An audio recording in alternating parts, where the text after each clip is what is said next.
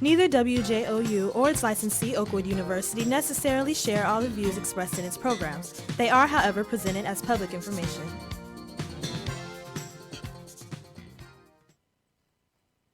Good afternoon and welcome to Second Chance.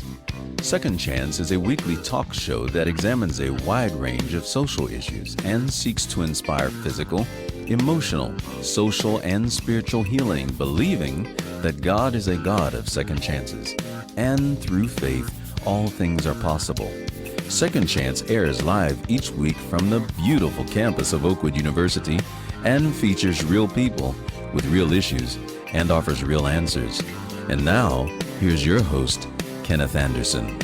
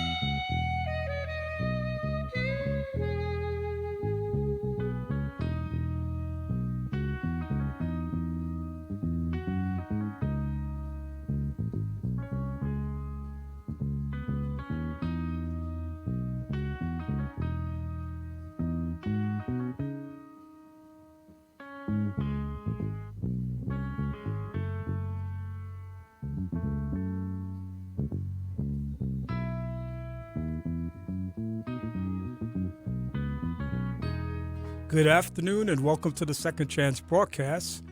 I want to let you all know that it is my privilege and pleasure to be here with you today for the broadcast, and I hope that you are having a good Sunday afternoon. It is, of course, Father's Day 2022 as well as Juneteenth 2022, and I'm so happy to be able to be here with you to talk about those things as well as a bunch of other stuff under the what's going on, excuse me, and that frog that I brought along with me. The what's going on segment that honors my brothers who I'll introduce in just a moment.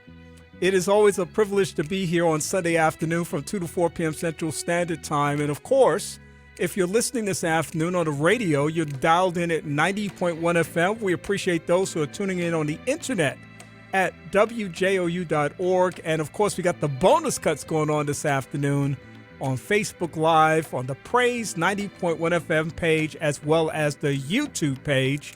And we're very delighted to have you all with us today. Now, I think I said you all. I've been in the South for a minute, I guess. Hey, Dave, did you hear me, man?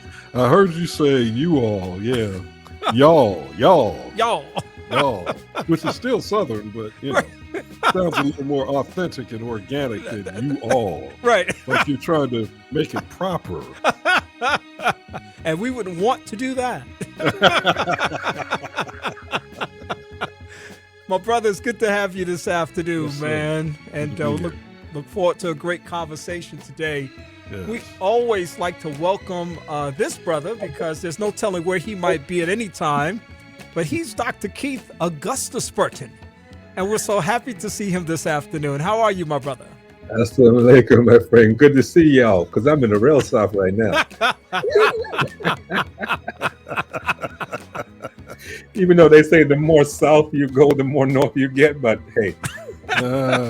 Florida. Yeah.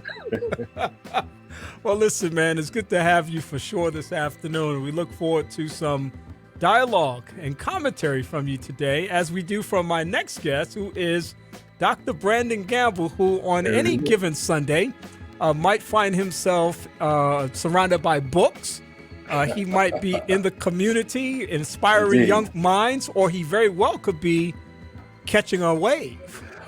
I could be doing all of the above. That's how we like to do it out in Cali, if we can. Yes, sir, man. Yes, sir. Look, it's good to have you all this afternoon. And I look forward to having a great conversation around a lot of different things. And I will not bury the headline because, as I said earlier, it is both Father's Day and Juneteenth. And I'm going to deal with the Father's Day part of this first because I see a bunch of fathers on this feed. Oh, yeah. And I want to first of all say to each of you, happy Father's Day. Thank you. Thank you, sir. Thank you. And I want to ask each of you a question that I've been sort of mulling over as I thought about this particular year. This is usually a time of year where I'm pensive because I had a amazing father and a beautiful relationship with him. And of course, I lost my dad in 1992, which is a very long time ago now, it seems, but his spirit has always been with me. And I just think that the role of a father is something that is one of the most significant roles in our society today. I'm all about celebrating mom, and I'm all about celebrating the value and importance that she has as it relates to family, community, and more.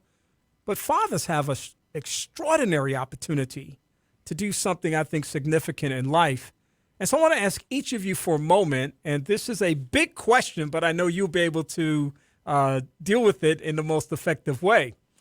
With regards to your fatherhood, your mindset, your reflection on your journey as a father, what is one of the most significant things that you've learned as a father? I'm going to ask Dr. Burton if he would share his reflection first. Wow. Well, the most significant thing I've learned as a father, I guess the best lesson I've learned is that what goes around doesn't always come around. And so one of my biggest fears as a father was that my son was going to give me the same trouble I gave my father. And that didn't happen. I said, praise the Lord, you know. And also what I've learned is that I see a lot of me in my son, even though he didn't give me the type of trouble that I gave my father. I see a lot of me in my son. And I think my son has taught me to be more introspective.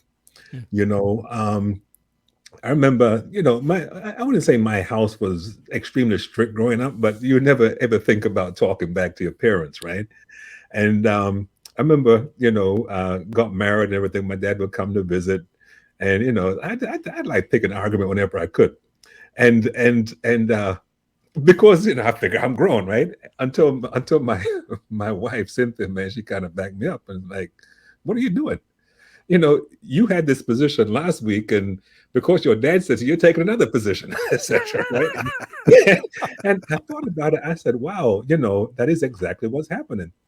And so I became more aware of that. And, you know, our relationship was always good, but it got better after that when I realized I didn't have to prove my manhood, you know.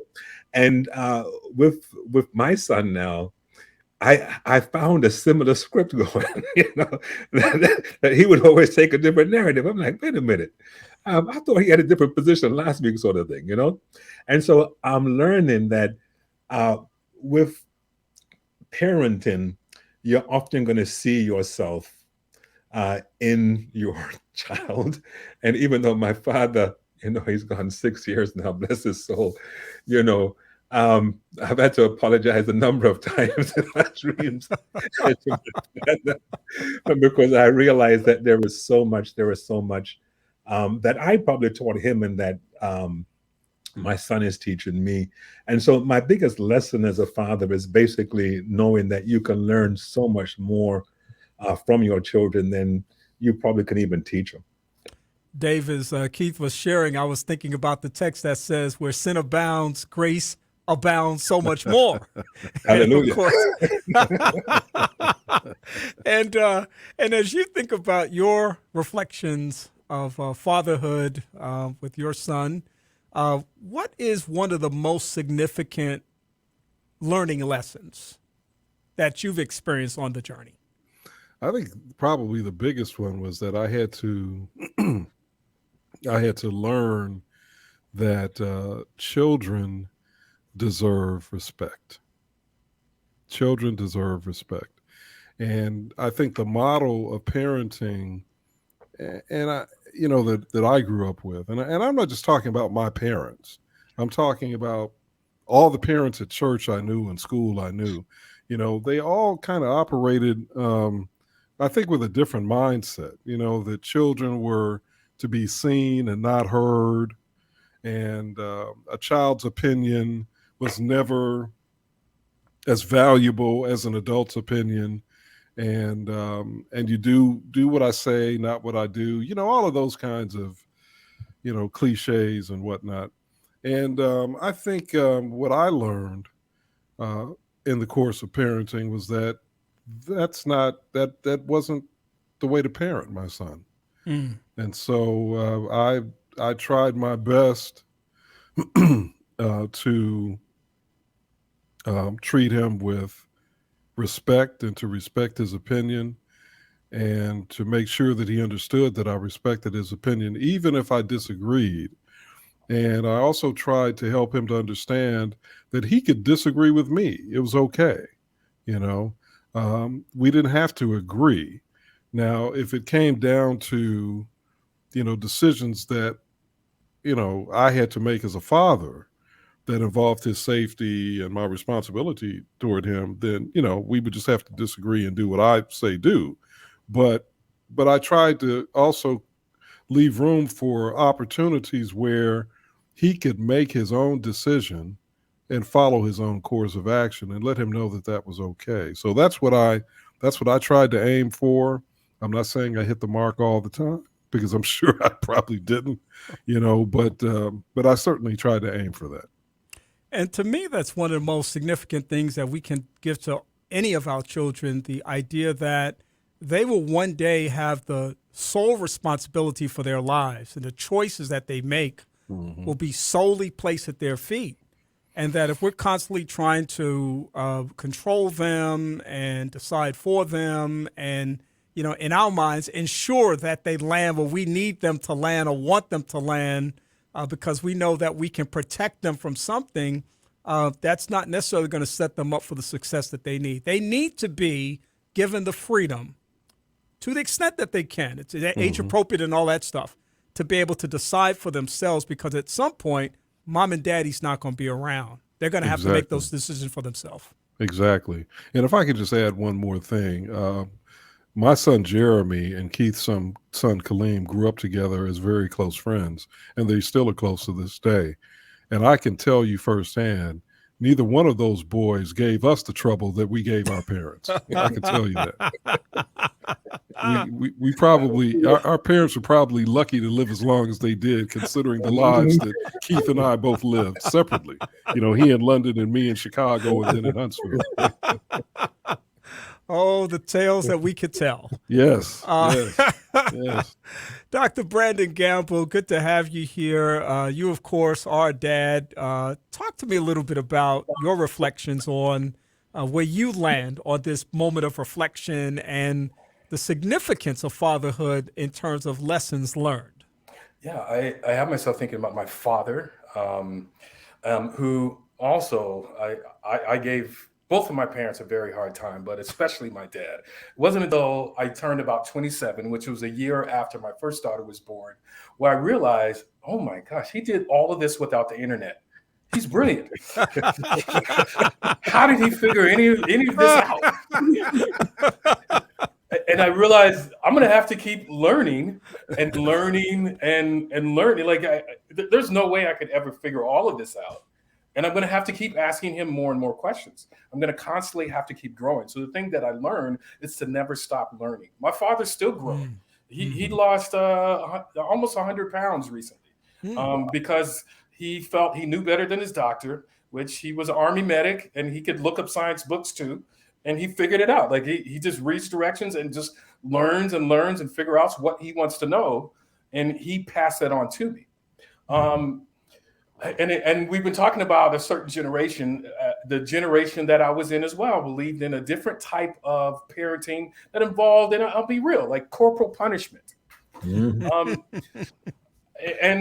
they wholeheartedly believed in it, but I think it was, and the way I had to square this as being a young graduate student who is also about to be a father. I'm reading books by Dr. Amison Wilson, who's a very famous Black psychologist, developmental Black developmental psychology of the Black child.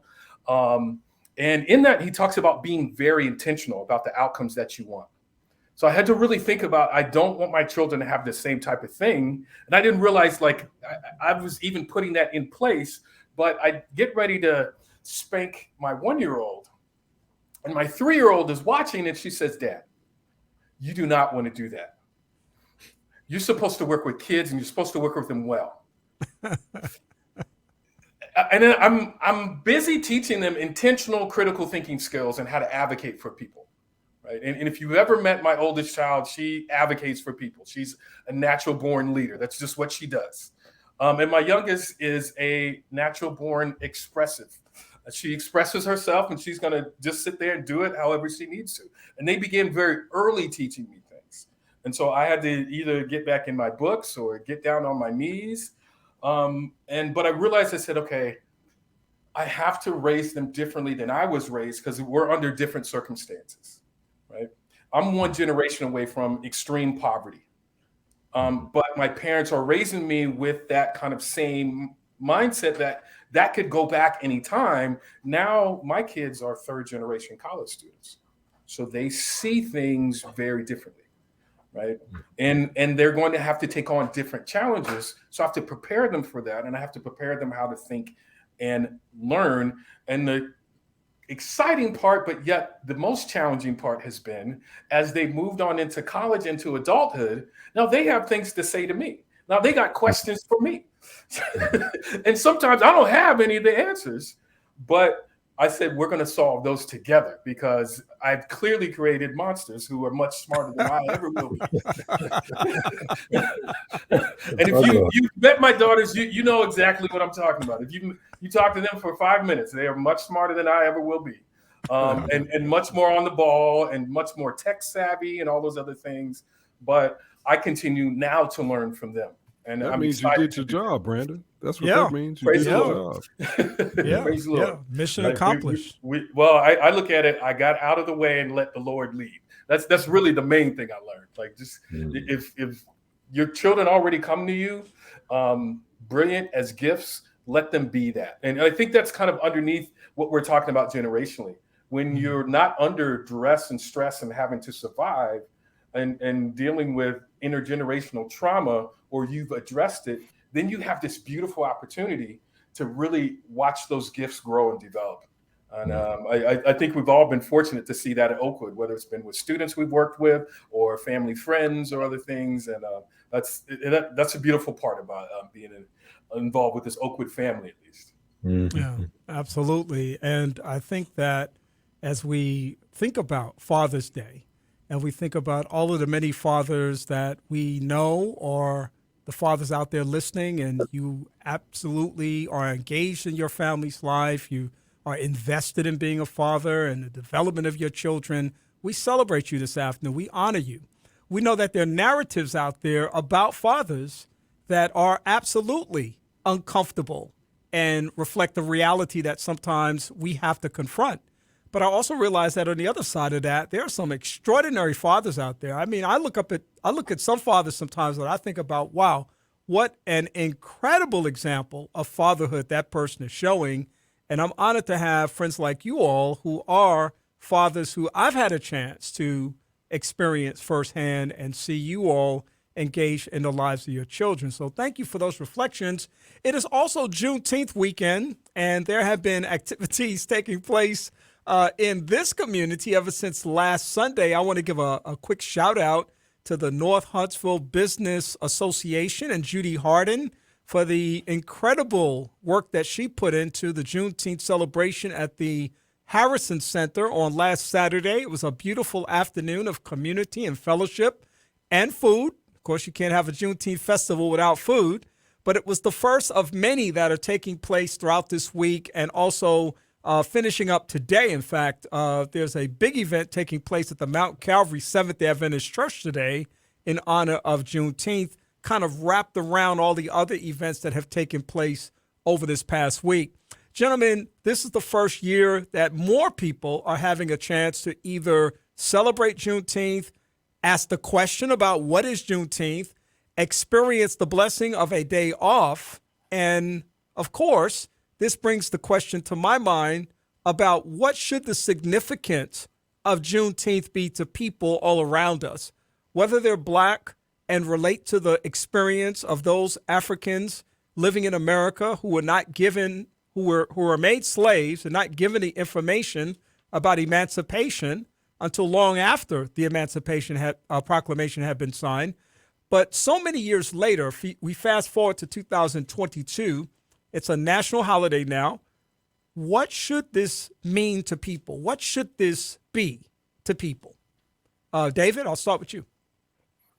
Well, I think it ought to be a lesson that helps us to come to grips with the fact that the enslavement of African people was complex, and that there was not the transition from a slave economy in a society based on slavery to a free economy, at least ostensibly free, and a society that was ostensibly free, based on freedom, was not an easy one.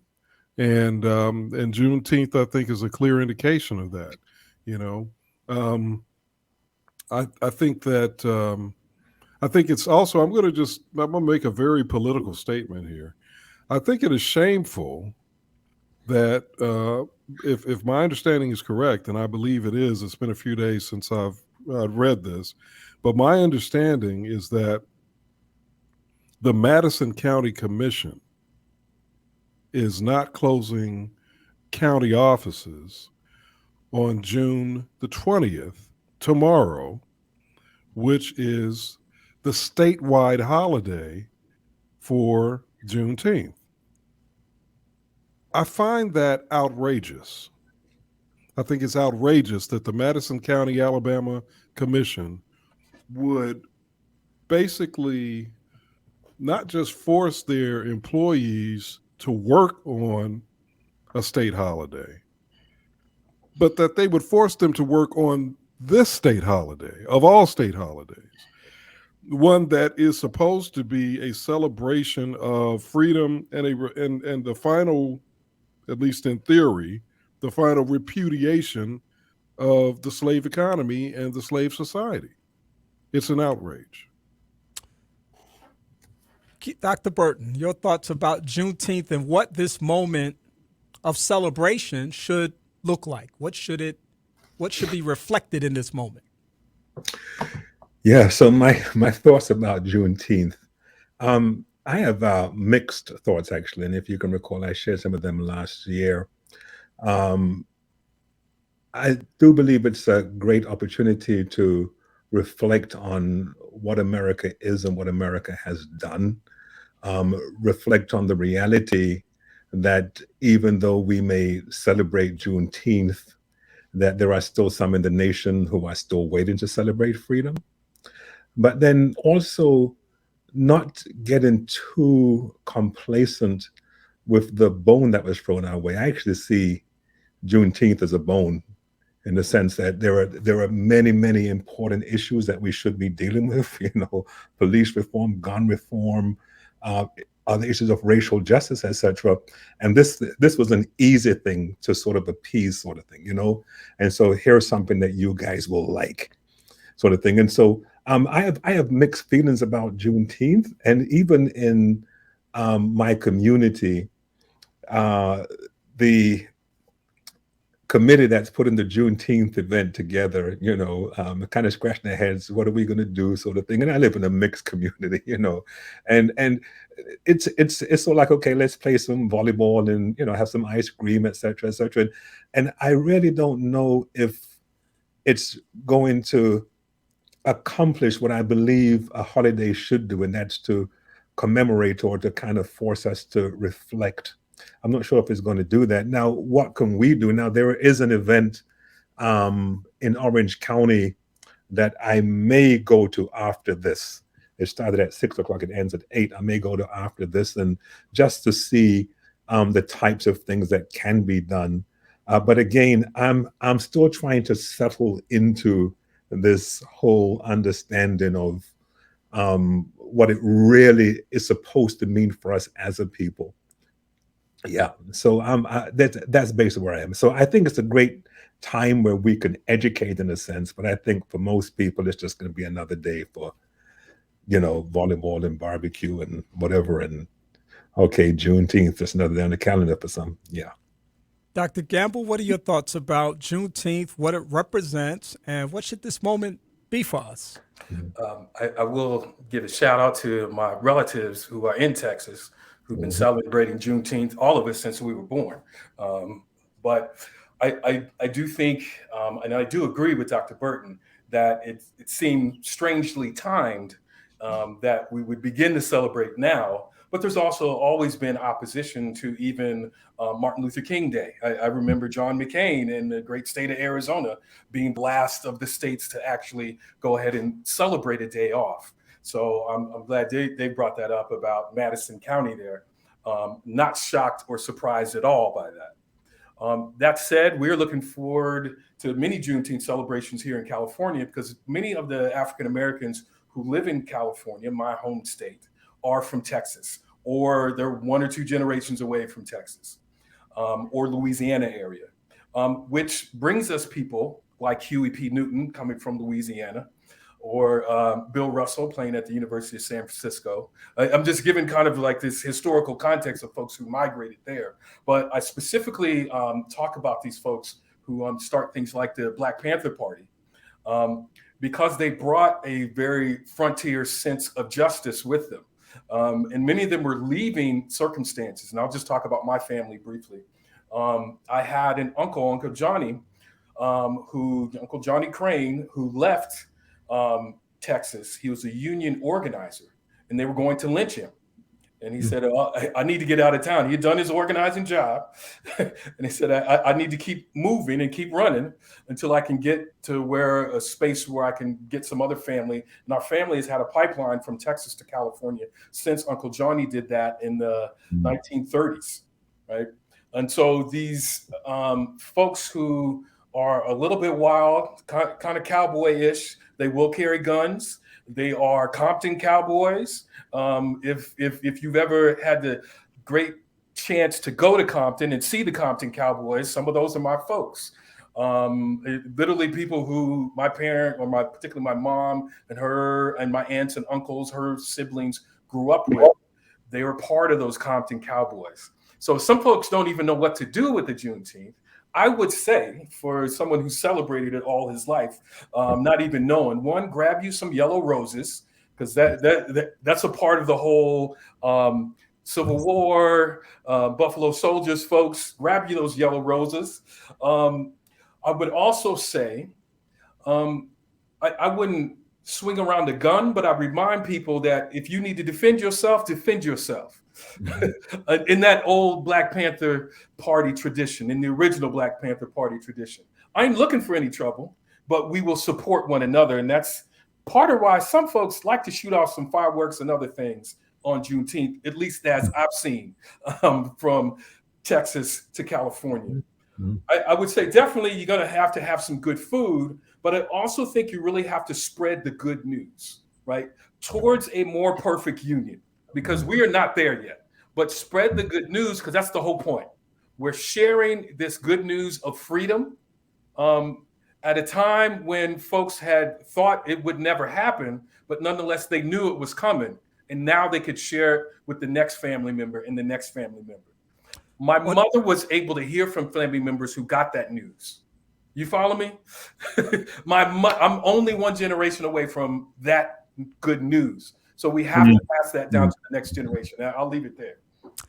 On the other side of this short break, I'm going to ask Ronnie Vanderhorst, who has joined us, what his thoughts are about Juneteenth. I'm going to give him a couple of minutes to collect his thoughts, and then we're going to come back and hear from him right after this. It's Second Chance. I'm Kenny Anderson. I hope you're having a good day. You know that the ice cream scoop has the power to make a child smile, and that by slowing us down, the traffic light can keep us going.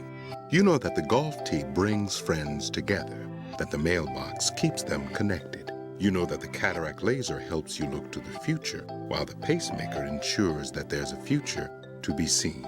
You know that the lawnmower, the clothes dryer, and the elevator make life easier, that the blood bank makes life possible. You know that these things we count on every day started as ideas. But did you know all these ideas came from the minds of African Americans? Support minority education today so we don't miss out on the next big idea tomorrow. The United Negro College Fund, a mind is a terrible thing to waste. Please visit uncf.org or call 1-800-332-UNCF. Brought to you by UNCF and the Ad Council. Transforming lives. Transforming lives. You're listening to Second Chance with Kenneth Anderson.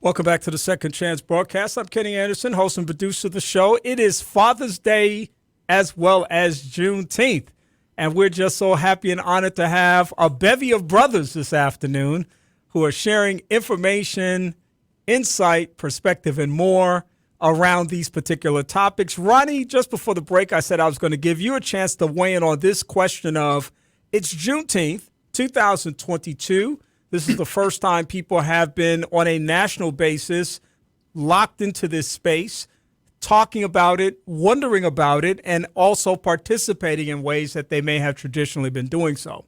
What should this moment be for us? What should this look like for people in 2022? I'm in the process of listening to a podcast by a sister named Tara Roberts. It's called Into the Depths.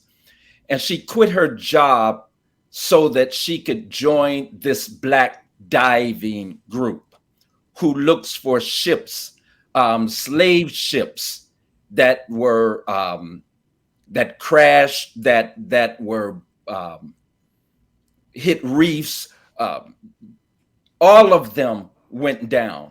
Well, let me say the slave ships that they are looking for went down to the bottom of the Atlantic Ocean. So she joined this group, and it's just amazing to listen to her experience. National Geographic picked it up and picked her up.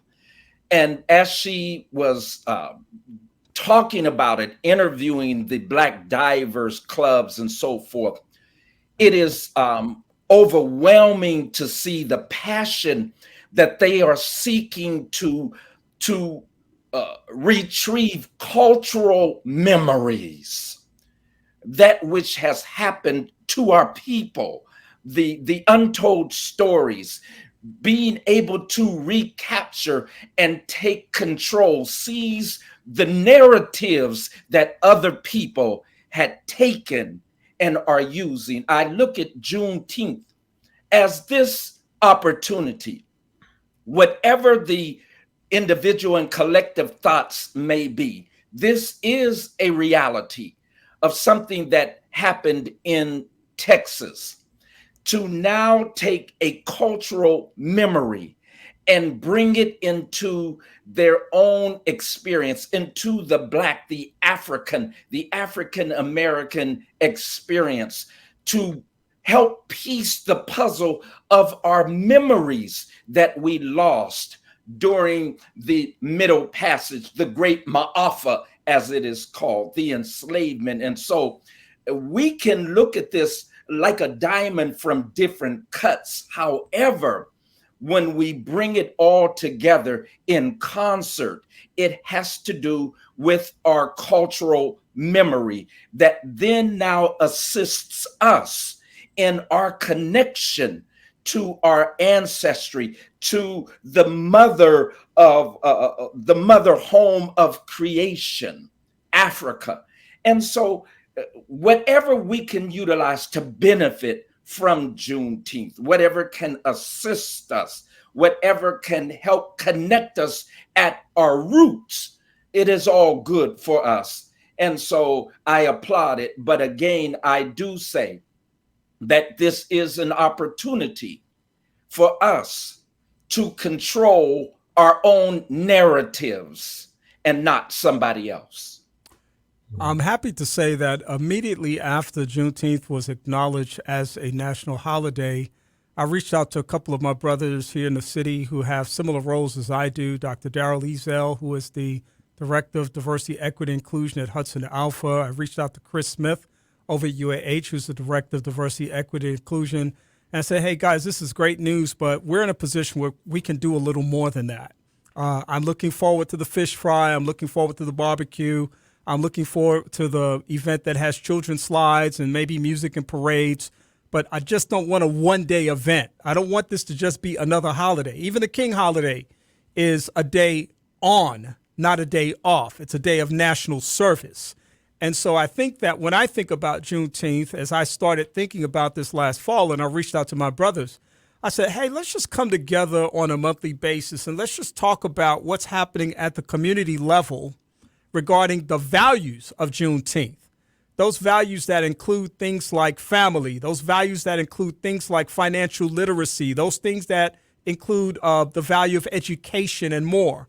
And let's find out how those things are being experienced in the community. And then to the extent that there may be events or activities or opportunities, let's get people plugged into those things. So we meet every third Thursday of the month at 11 o'clock.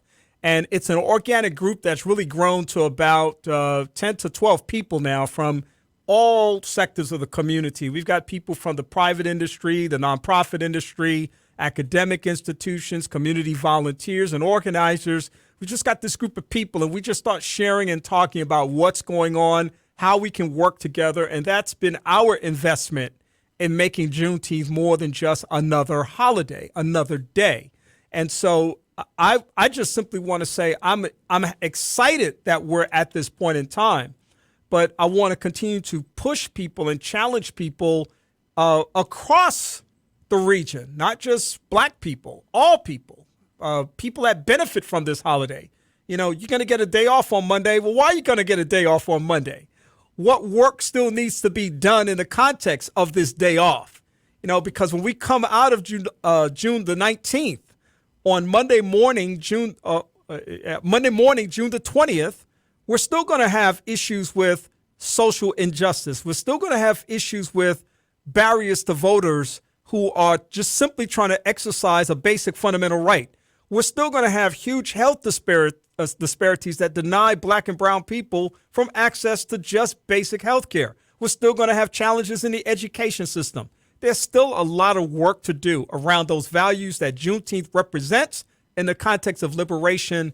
And so I raise my fist and say, let's get to work and let's get it done. Guys, I want to ask you about something else that I'm pretty passionate about as we talk about these things today, and that is the fact that we are in the middle of the month of June, and this is Men's Health Month. And I take health seriously, more so than ever before. It's a combination of many things. It's a combination of my weariness with illness and seeing it around me. It's my challenge to know that I have the capacity to do things for myself so that I can set myself up for better success, perhaps. I know that genetics and environment are going to take its toll in some way, but I think there's so many more things that we can be doing as men. Again, I started out with fatherhood, talking about our significant role. But guys, if we're dying prematurely, if we're broken down, if we're in the system somewhere, we can't really be everything that we can to our families and communities, it's not going to do much good to us. And so I want to ask each of you brothers, if you would just share a little bit about what your thoughts are about your own personal commitment to physical, mental, and spiritual health. I'm going to start out with Ronnie once again. Listen, I just came from my primary care yesterday. In fact, my wife found a sister physician that our whole family now, my wife and my girls, we are all a part of this physician as far as her call, her business is. I never, we always had our own primaries, but now we are together as a family. And I mean, this sister is awesome. I do believe that when we can equate our wealth in health with wealth building, you know, we talk a lot in the community about wealth building, financial literacy, and so forth. All is important. And in these times of recession, and as we see the bear market and everything that's going on now, we are really concerned about losing out of many of our, you know, maybe 401as or whatever it is right now to people who are not accountable to us, you see. However, when we can have the same passion about health building as we do wealth building, our self-care is health care. When we can have that same tenacity, then we would be committed, especially as Black men, to our health as we are to our wealth. And I'm trying to put that in the same, you know, on the same gradation, because it is simply important for us to do that. Even with our wealth, if we don't have our health, as you alluded to, Kenny, then we are at a serious deficit. And so my mind is this equation that we can be healthy and wealthy at the same time as we seek to do those things that are conducive to our health and well-being, getting the checkups, doing the exercise, putting in the work. It's all within our ability. And with accountability, you see, I am being accountable to my wife and my daughters. You know, I want to be around when the preacher says, who gives her away? I don't want no other cat to be saying, I do. you know, no, I want to be there. And so I'm committing myself to my health as well as to wealth building so that I can be in the places and be present for not only my family, but for the village in the call on my life. Dr. Keith Burton, talk about your personal thoughts about this investment in health as a man. Yeah. You know, my grandfathers, both of them died in their 50s. Neither of them made 55. One of them had typhoid fever, so I understand that. The other one, I'm not sure how he died. I know he died somewhere in Montclair, New Jersey, and you know, I really don't know how he died back in 1942. My father was 87 when he died. He lived a good life. My brother, the brother who 5 years were, commemorating his death, he was 57 when he died. I made a decision, I think it was following the death of my brother, that I needed to take my health seriously. And one of the things I had to come to terms with is that I'm no longer 16. And so the portions that I was used to eating, I just had to just change my mind. So I got a little bit of help. I did that Noom thing, and did that psychological approach to how I deal with food. And my aim, next year I turn 60, praise the Lord, and my aim is to be healthier at 60 than I was at 40. That's my aim, by the grace of God. Last time I checked, since I started this journey, I've dropped about 35, 40 pounds. Feeling more energetic, and I eat what I want, but I just make sure I don't eat too much of what I want. And so I've just changed my whole attitude about food. Just 2 days ago, I had my colonoscopy, and should really have been having one every 5 years. My father had colon cancer. That's what he died from, but he had colon cancer. And so I'm supposed to have one every 5 years. It was 20 years since I had my husband, right? And so I was a little bit nervous going in, but by the grace of God, they say it's clean as a whistle. And so I praise God for that. And so just making sure that I have my regular checkups and, whatever my doctor says do. And I have a brother who's been in the business for a long time. and I hope he doesn't retire anytime soon. But he's just a great doctor. In fact, I've been blessed with good doctors. There in Huntsville, I had Dr. Michael Johnson, excellent doctor, and Dr. Raynon Andrews, and now I got Dr. Gideon Lewis, and he is just absolutely wonderful, great brother. And so just making sure I keep up with that aspect of my physical health, and ensuring that I put the right fuel in. For my mental health, I realize that there's wisdom in saying yes, ma'am. And so I just, I don't have to be right anymore in my marriage. Because even when you're right, you're wrong anyhow. So I don't have to be right, and so I think it just gives me a lot of peace when my wife and I can have a conversation, and inside I'm thinking, I don't quite agree with you, but not articulating it, not letting my face, because they know how to read your face too, right? That. Now, for my spiritual health, one thing that's really helping me, yes, I'm an ordained Seventh-day Adventist minister, but one thing that's really helped me with my spiritual health is gradually becoming unleashed from the chains of religiosity. And I think in many ways, the way in which religion's practice is very unhealthy. And so reconnecting with Christ, getting centered and focused in the spirit is really helping me. And so with all the foolishness that was taking place at the General Conference a couple of weeks ago, I wasn't even looking at this stuff, and so I saw folk fussing about this and fussing about the other, and I was like, okay, because I wasn't letting it bother me, because I understand that if a certain arm wants to take over the church, that's not where I am, and thank God that the Adventist Church is big enough so that people like me, can find a home without necessarily being, bothered by the MAGA.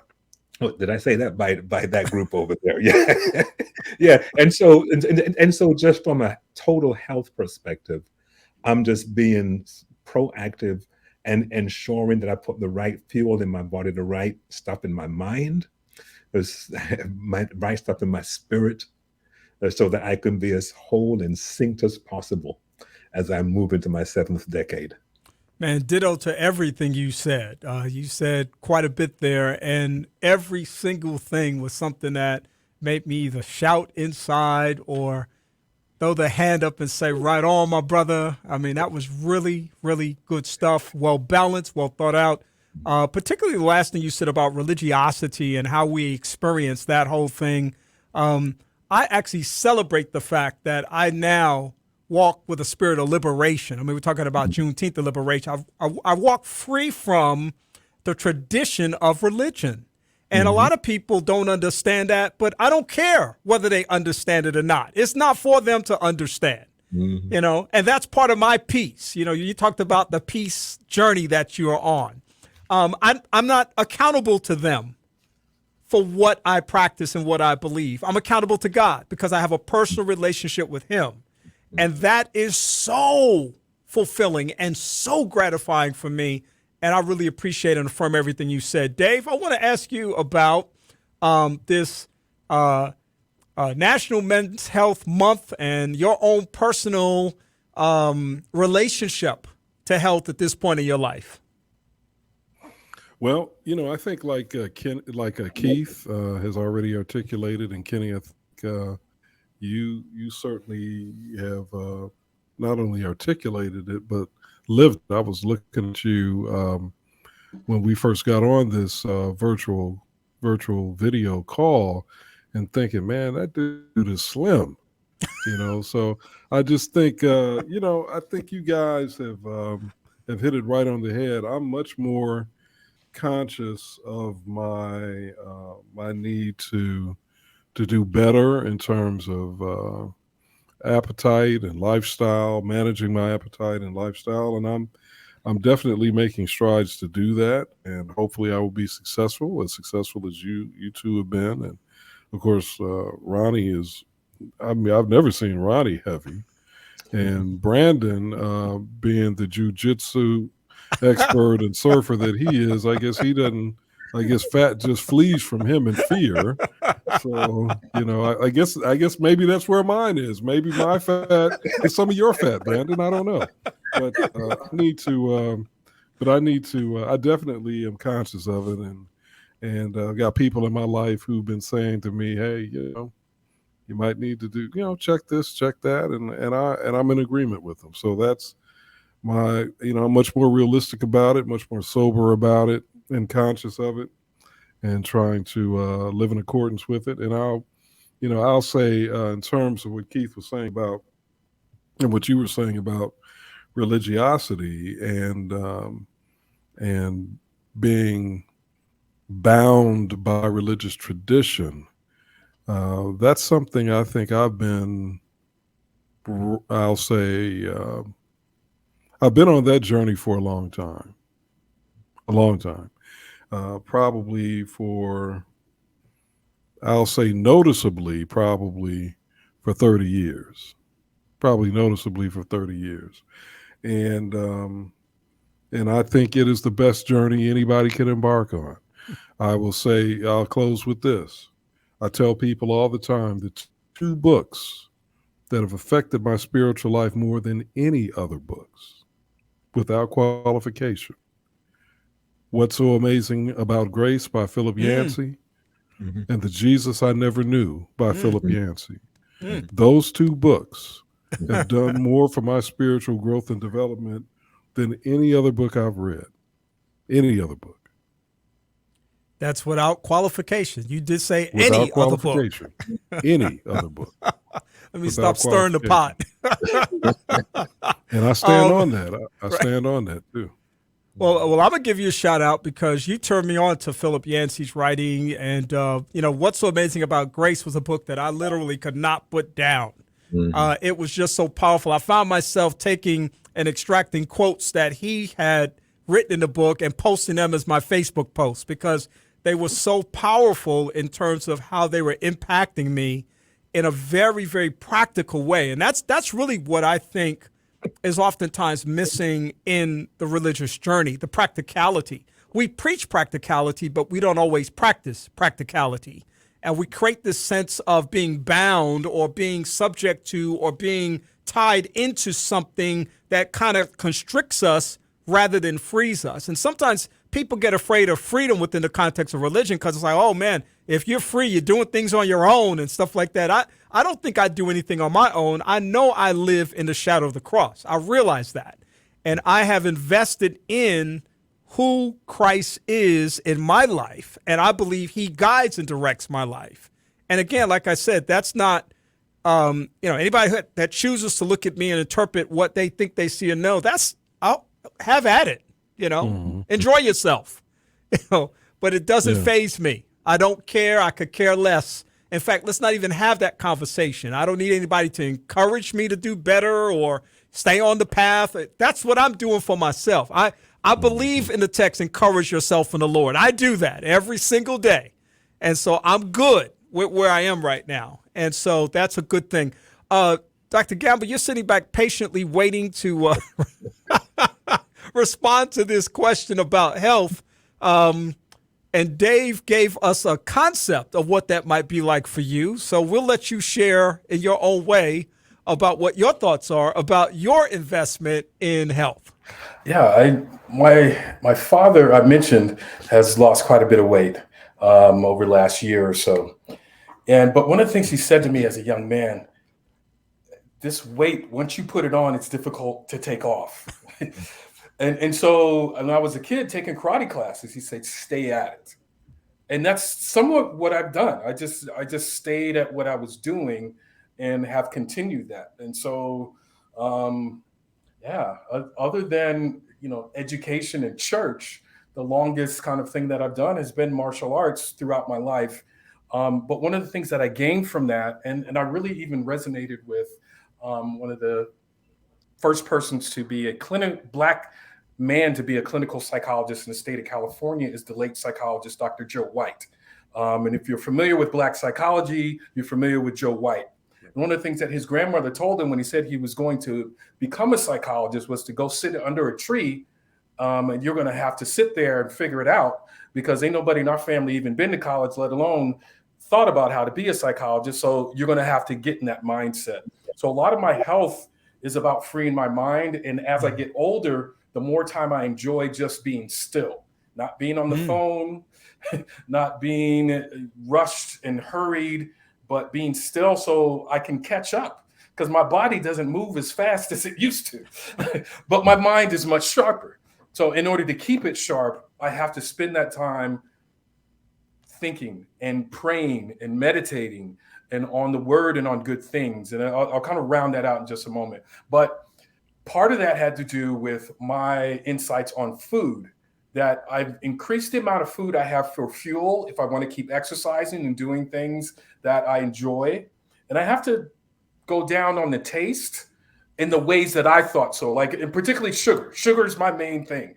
Like, so, and I have to just move that down, because that leads to inflammation, that leads to other problems. And I literally can't move if I get too stiff. My arthritis runs in my family, many other things, high blood pressure, diabetes, all these things run in my family. So I have to let go of some of those things so I can enjoy other things. I'm going to be around for grandkids one day. I want to be around to travel and enjoy travel.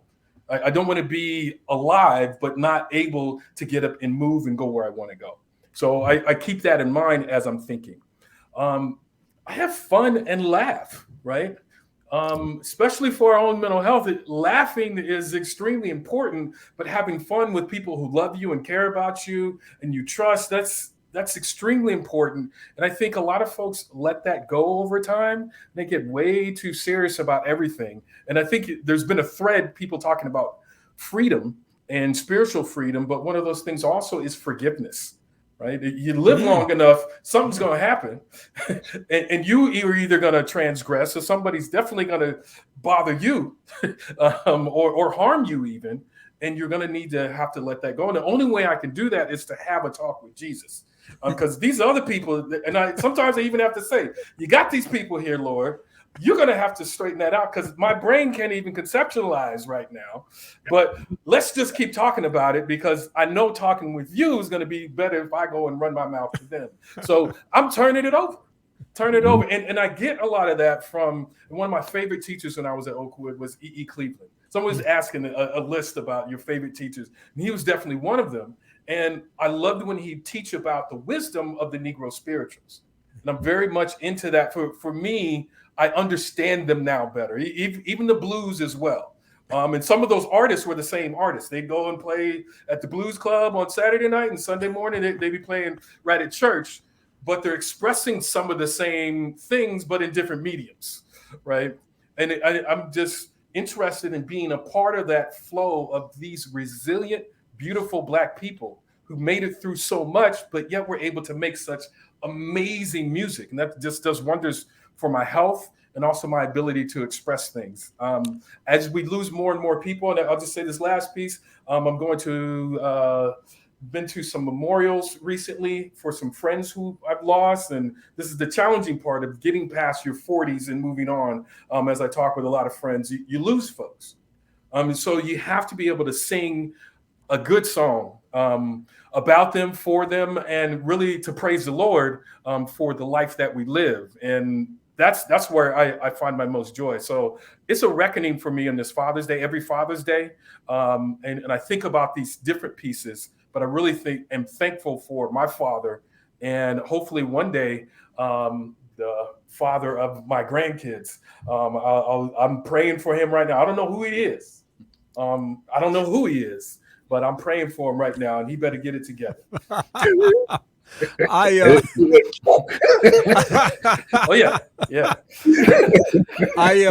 am grateful for moments of reflection and the ability to adjust as I approach a milestone birthday myself later this year. I'll turn 65 in September.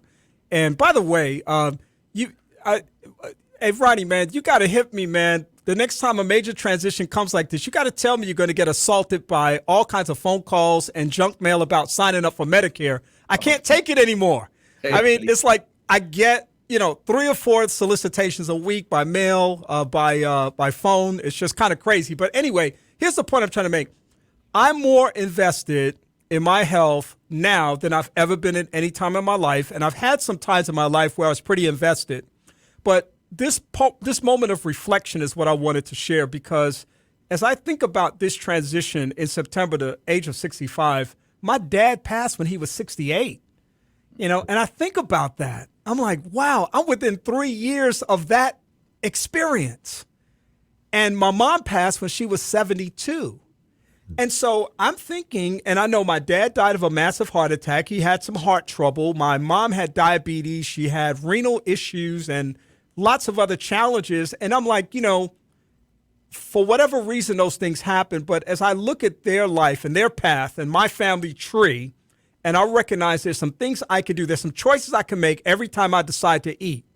Choices that are within my ability to make as to what I eat, how much of it do I eat, when do I eat it, what I choose to ingest in terms of liquids, how much, when do I do it, et cetera, et cetera. How knowledgeable do I want to be about supplements and other kinds of things, portion control, et cetera, et cetera. That's on me. And if I can do those things in combination with exercise, as well as some of the things you guys are talking about with fortitude of our minds and strengthening our ability to have stability from a cognitive perspective, then personally, I feel like I could live a very long time. And it's whatever God chooses, but I know that I'm going to do my part for the rest of my life to do everything that I can. I know I feel as good as I have at any time of my life right now, and that's pretty good. We're going to come back in just a moment and continue to talk about health, because on next Saturday, June the 27th, right here in Huntsville and places around the nation and around the world, a very significant event will take place. It will be National HIV Testing Day, and there's going to be a huge event here in Huntsville that I'm very happy to be a part of. But I want to talk with the guys about HIV 40 years later and some of the experiences that we've had along that journey and where we are today. I'll be back in just a moment to do that. I'm Kenny Anderson. It's Second Chance. I hope that you're having a great afternoon. Why do we say praise 90.1 FM? Because the blessing is in the praise. Jesus, I praise your name forever.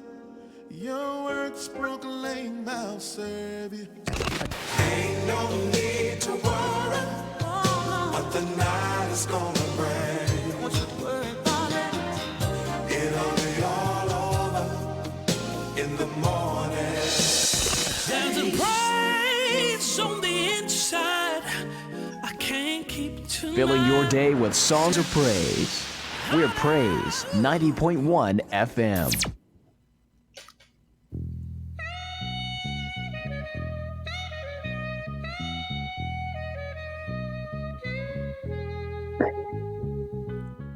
Welcome back to the second hour of What's Going On, my social and political roundtable that takes place every first and third Sunday of the month right here on Praise 90.1 FM.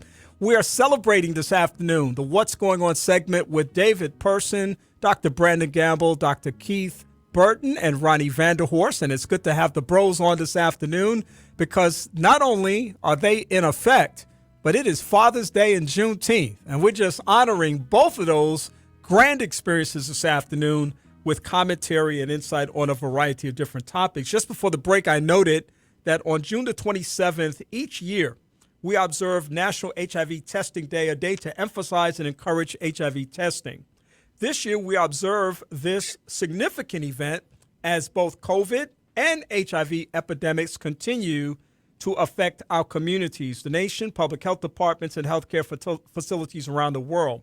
As we approach this day, we want to recognize as many things as possible that we can in relationship to our own personal responsibility in this matter through educational initiatives. The theme for this year is HIV testing is self-care. And the World Health Organization defines self-care as the ability of individuals, families, and communities to promote health, prevent disease, maintain health, and to cope with illness and disability with or without the support of a healthcare provider. I have probably been on this HIV crusade and journey the longest with my brother David Person because it was back in the late 80s that we became board members of an organization called, at the time, the AIDS Action Coalition. And they're Thrive Alabama today. We served on the board for a short period of time, but we've been involved in this process of education, advocacy, and self-care, and have had many conversations about it, supported many initiatives and more. Dave, as we think about the HIV/AIDS epidemic some 40 plus years later, where do you think we are today as we look at this journey and also some of the parallels related to the pandemic? Well, I think first of all, a lot of progress has been made, and thank God for that. Yet, you and I both know that this disease or this virus is still a major threat to people for the reasons that have to do with religious taboos, sexual taboos. I'll say sexual taboos and religious ideas, and it's really concerning that we're still vulnerable and that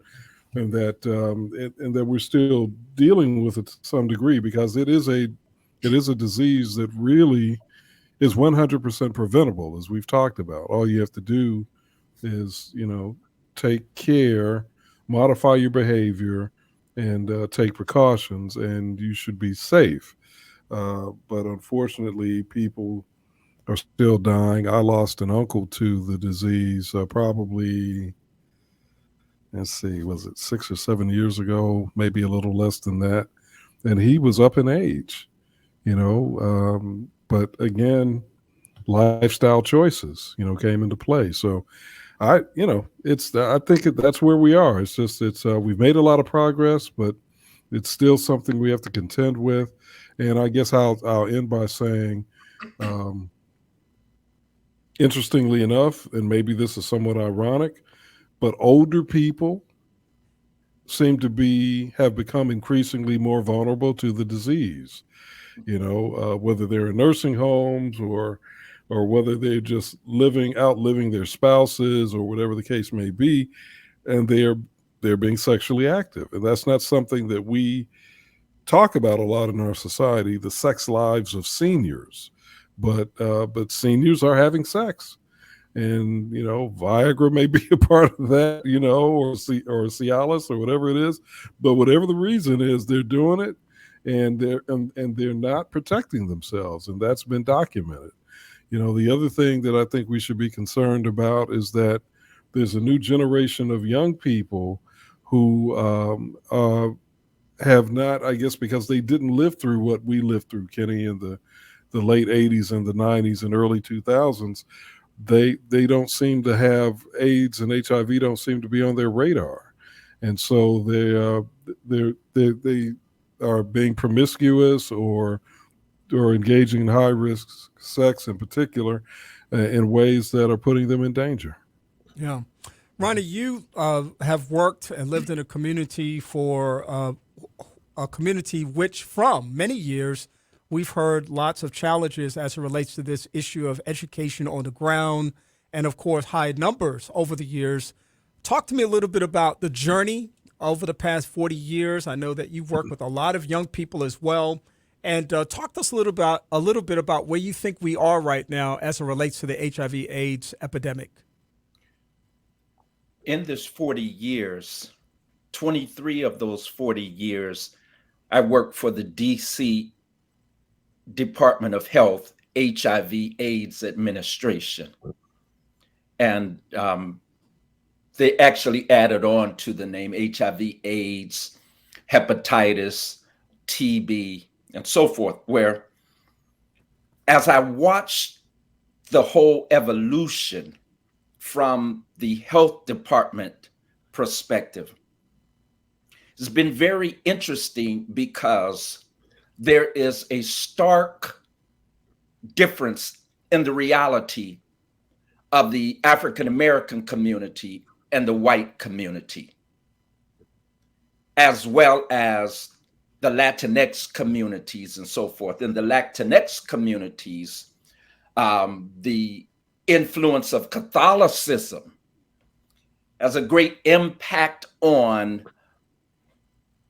their thinking and behaviors as it pertains to sex HIV and so forth, where many of them have gone underground, so to speak, because of the churches, the taboos on sex, which has made many of them more vulnerable to getting HIV and AIDS.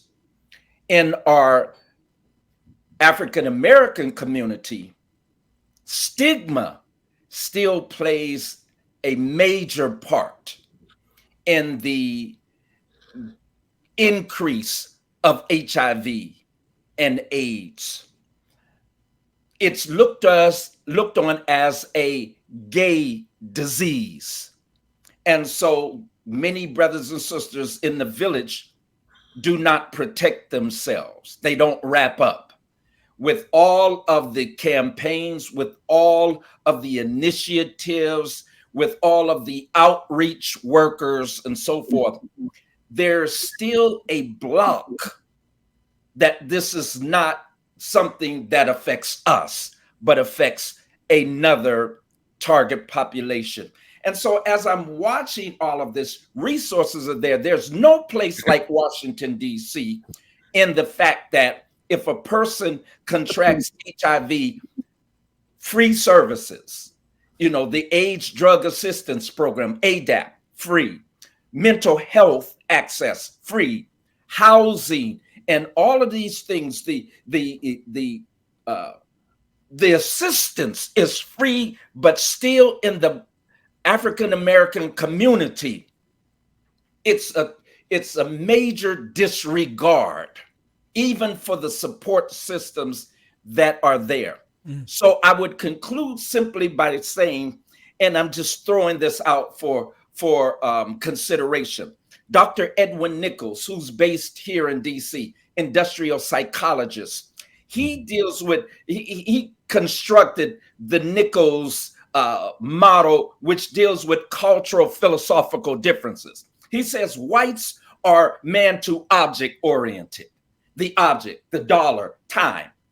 He says, Asians, other groups are man to group oriented. So many of them will live together until they're able to move to get their own places, however, in the whole group construct. But as African Americans, we are man to man, woman to woman. We are more relational. We don't necessarily go for the object. We don't necessarily go with the group. Like we might say, okay, this is the object, HIV, AIDS. It's not a big deal, really. We say, okay, let's coalesce as groups. Even in churches, they have the Joshua group and the different names for their groups, but that really doesn't impress us. But because we are more relational, we really have to beat the bushes and say, listen, my brother. And we talk in a relational manner, which has more impact than trying to get our people to look at the object or try to coalesce as a group.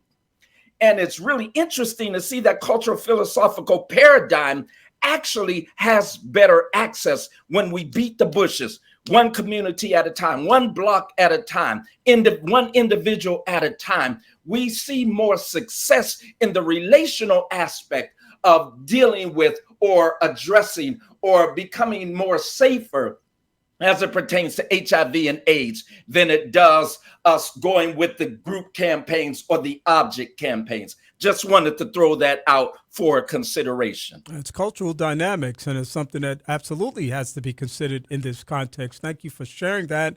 Dr. Burton, you, of course, are the official ordained clergy of this group today, and wanted to get your perspective. Dave and I have been involved in an initiative here called the Community Faith Gathering, an effort to mobilize the local churches, especially the local Black churches, around these conversations of HIV, AIDS, testing, et cetera, et cetera. In 2022, from your prism, how effectively do you think the churches are responding to this ongoing challenge of HIV, AIDS? It hasn't gone away, still out there. People are still being infected. People are still dying. And then what should the role be of faith communities as it relates to HIV, AIDS? Yeah. I would say some churches have responded positively. I'm thinking about the United Methodists, etc. So some have responded positively, but a lot of conservative churches live in denial, particularly some of those churches, those black churches, where a lot of activity that leads to AIDS, at least those types of population takes place. And they're basically got their head in the sand and don't really want to deal with it. But as I think about it, I feel that from a church perspective, from a Christian perspective, it's about love and justice. Love being how we care about our brothers and sisters, regardless of what choices they may make for their lives, etc. Because we want them to be as whole as possible, And so it's not like, well, if you're doing something that would lead to that, then go ahead and do it. No, we want to be as whole as possible. So even if you're doing something, if you're two young teenagers in school engaged in premarital sex, we do want you to wrap it up, because something may happen, whether it's an unwanted pregnancy or a sexually transmitted disease, etc. And so it just makes sense out of the love. And I know for some people that may sound contradictory, but if you love a person, if you truly love a person, they may not be doing exactly what you may want them to do. But there are some things that we can do to ensure that what they're doing doesn't lead to something worse, number one. As it relates to justice, reflecting on the announcement a couple of months ago, Dr. Fauci, they're getting close actually to an AIDS vaccine. It's based on the same mRNA technology that we have for COVID. But even with that, from a justice issue, might be readily accessible here. But I believe the number is 34 million people globally who are HIV positive. I think about 70% of those are actually on the African continent. 91% of children with HIV are on the African continent. And so there are justice issues, because when we have access to treatment and cures over here, it's basically, I'm not saying it's unchecked in Africa, because it isn't. The antiretrovirals, that was called, the drugs, etc. Those drugs being used a whole lot on the African continent, but we still see those numbers going up. And so I feel that from a justice perspective, whatever solutions are being found over here, and accessibility to the type of things that Minister Kwame spoke about, we need more accessibility to contraception, to the sort of mental health care, to address some of the social issues that come when HIV enters a family's home, and it's very hard for them to function when they've lost their parents, because on the continent of Africa there are many child-led families. I've seen some of them, in Uganda, families led by 12-year-olds because their parents died to AIDS. I've been to orphanages in South Africa where every single child in there was there because their parents died to AIDS. And so I think from a church perspective, loving folk and doing things, having even dispensaries in church, even though, again, for some people it may be, we can't give out condoms in church. But guess what? Sometimes that is a way in which we can show love to a community, and then also addressing issues of justice, so that when we make different breakthroughs over here, that Africa, that's being disproportionately affected by the virus, is not left out. It is interesting how we will argue for the fact that if we make something available to somebody, we are condoning something, that we are endorsing something. And I've always taken the position, maybe because I've been on the inside of this issue for a very long time, with the death of my sister back in 1988, that this is a challenge that requires out-of-the-box thinking. And that some of the ways that we've thought about getting the education to people, especially young people, and maybe some of those seniors that Dave talked about, have to go beyond the traditional methods. Well, we'll have, condoms available over here. If you want to come get them, get them. There are really some bottom line basic things that can happen in order to make a significant alteration in the direction of this disease progression. And we just aren't doing it because of what we believe to be true based on those kinds of things. And the reality is that I don't know that anyone who has any young person, for example, who's become HIV positive, the only place, this is not true, the only place that they could have got help and support would have been from the church. But in the context of what you said about love, Keith, isn't that the place that we need to demonstrate and manifest that love in the most powerful way? And Absolutely. then what does that call for? And that's where we need to answer those tough questions. Absolutely. You mentioned the answer earlier. What's so amazing about grace? My most favorite part in that book is when he speaks about serving communion on Sunday morning.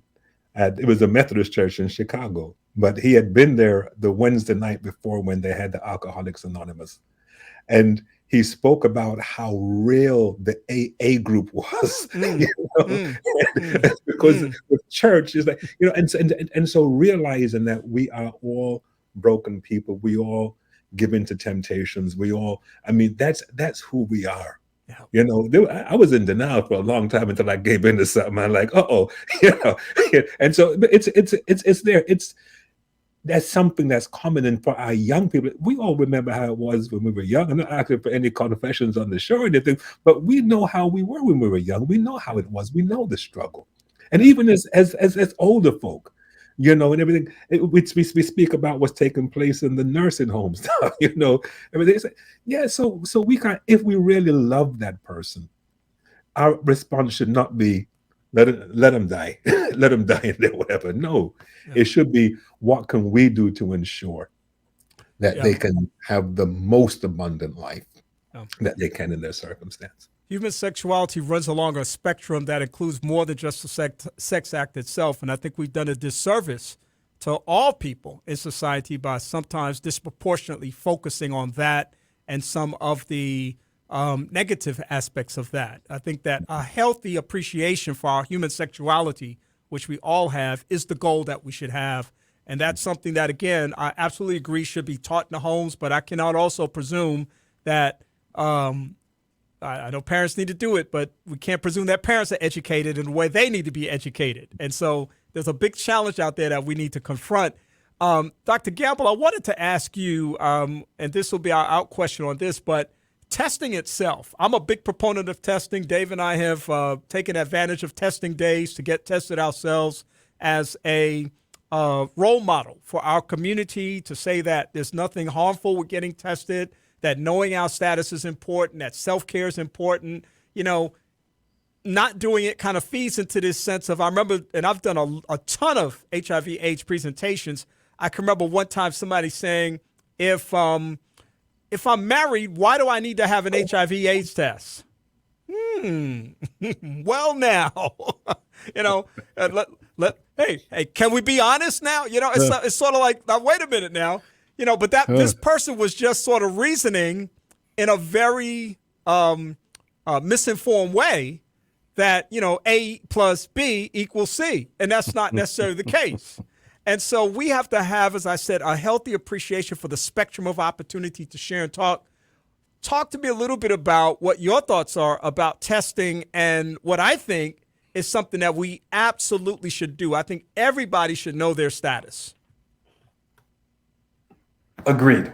I do think everyone should know their status. I think there's just many different complexities.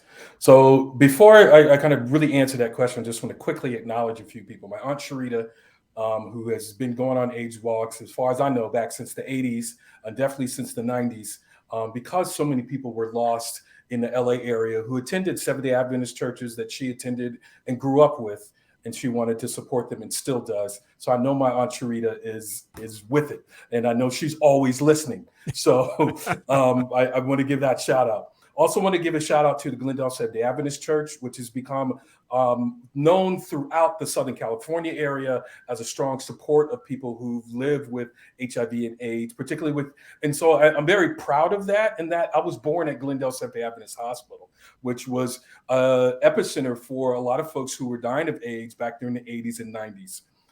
So I think that's extremely important. I appreciate your comments about self-care and being proactive. And really, as you were highlighting that, I really thought about knowledge and advocacy. I think sometimes we get kind of in the social media version of self-care that, ooh, I'm taking a spa day, I'm taking it easy, and that's important.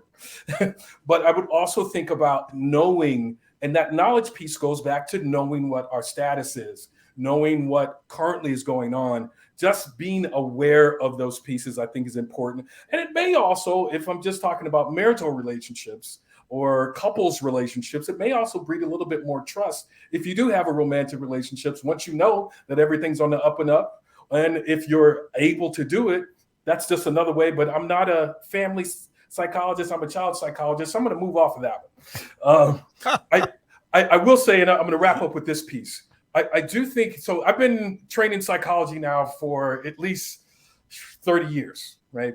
And either going to classes or being a psychologist, and I've heard a lot about stigma, particularly when it comes to Black people and their relation to health, right? I think one of the things that, and I'm giving a shout out to the retired psychologist, Dr. William Cross, who discusses Black identity development, and who he really gave me a frame to think about the data that Black people give back to us. They're speaking to us.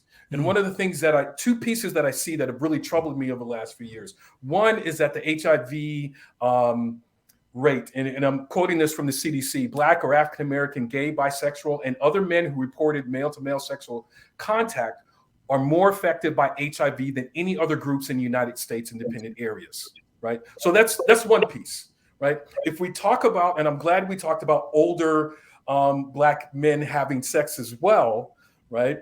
There's been an increase, and this is coming from one of the Sacramento Observer, but this was back in February during Black History Month, which is about health as well, and that's why they highlighted this article. The study found that Black males had the highest increase in suicide attempts compared to any other race in the group. For example, in some areas increasing nearly 80%. This is pre-COVID.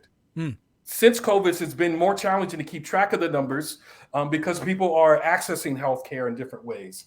But some of the challenges with accessing healthcare in the United States, particularly for Black men, is one big issue. But I would also say there's a sense of loss of hope, right? Loss of hope. If I'm out there, it may not even be that, because I generally find Black men are willing, when they're with each other, we're willing to talk about just about anything. Or at least a range of things. If we look at our comedians, if we look at rap music, and I'm saying popularly, right? I'm giving broad generalizations, right? We can have that conversation, but the sense of loss of hope is painful. And that's why I appreciated Dr. Burton for really breaking down that we need to affirm, and I'm going to leave with these pieces here. We need to affirm Black men in their lives and let them know that we love them and care about them. When you know that you're loved and care about, you act differently. And we were talking earlier about being a father, and many of us were talking about our health as well and wanting to be accountable. I appreciate Dr. Vander who's really bringing that out. We need to enliven the community around an issue, but really enliven the community around boys and men and in celebrating them, because too often in the rest of society, we're not celebrated, right? Then we need to inform, but nobody wants to hear what you have to say if they haven't been affirmed and they haven't been enlivened, particularly Black folks. So if we're going to have those conversations, they need to be good. If I can quote Dr. Maulana Karenga, it says, he would say it has to be beautiful, have deep meaning, and it should make some sense. if I can quote him a little bit there. So definitely when we go and have that informative talk, it shouldn't just be yet again. It should be about, we love you and care about you, and we want to see you thrive and live well. And then we need to start that again. And I'll end this last piece, John Henryism. We didn't mention that a little bit earlier when we were talking about health, but this idea that we'll just work ourselves and we won't even care. Let me have fun now or do whatever I can to just drop dead. No, we have more to give. My father has lived to his 79th birthday. This is a big deal for my family because his father didn't make it to his 79th birthday, neither did his mother, right?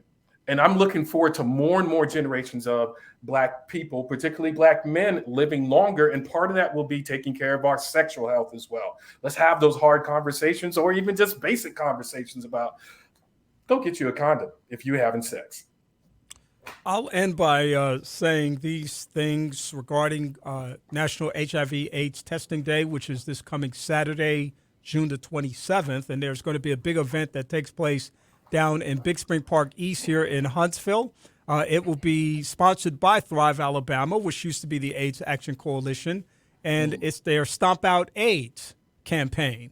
There'll be lots of community service organizations and other activities going on. And I'm very happy to say that the office that I'm responsible for, the Office of Diversity, Equity, and Inclusion, is a co-sponsor of this event, and we're very happy to be able to do so. HIV testing is self-care. Testing is key to ending the HIV epidemic. Taking the test is taking care of you. Take care of you and others too. I think that it's important that we all know our status, and I will say forever that it is important to be tested. You know, we're talking about the conversation. You know, it's one conversation when I say to people, get tested, and they look at me like, well, have you been tested? It's one conversation when you can look at that person and say, yes, I have. And I've had some very, very interesting conversations with people when they say, well, why'd you get tested? You know, or what was the experience like? You know, it opens up opportunities for us, I think, to educate people and help expand their understanding of why there's value in this whole thing. And I think that the more we focus on these positive things, the better outcome we can have. I want to shift the conversation to a couple of things that are going on in current events right now. I want to ask the fellas briefly, and I don't want to spend a lot of time on this because there really is no conclusion yet on this matter, although I suspect I know what the conclusion will be. But the January 6th Commission has tried to find a spine over the past few weeks. And, you know, I've kind of ripped them up on this broadcast and said that I don't expect anything to come from it. I expect this to be an exercise in futility, that whatever's going to happen will be essentially a footnote in history as something that happened in response to the January 6th insurrection. But with these current hearings that have taken place, and the first night of those hearings, which was a couple of weeks ago, I actually thought was quite powerful and quite compelling. At the same time, I think that we're going to see a true manifestation of how information is not sufficient to change people's minds. And so I just want to know what the fellas think about with regards to the January 6th Commission. Dr. Keith Burton, just give me a short summary about whether or not you think this is going to have some kind of significant impact on the landscape of politics. The unfortunate thing is the audience that should be watching this is not watching it. Fox News is refusing to air the hearings. And without that demographic listening, it's going to be very, very difficult to shift the needle. I think a lot is going to depend on Merrick Garland. You know, is he going to go ahead and do what needs to be done? Because the evidence is damning. The evidence is damning, and we've known that from day one. But I think the committee, and I just want to take my hat off to Benny Thompson. In fact, both Thompson and Cheney are just working brilliantly together. And I mean, the evidence is there. It is there.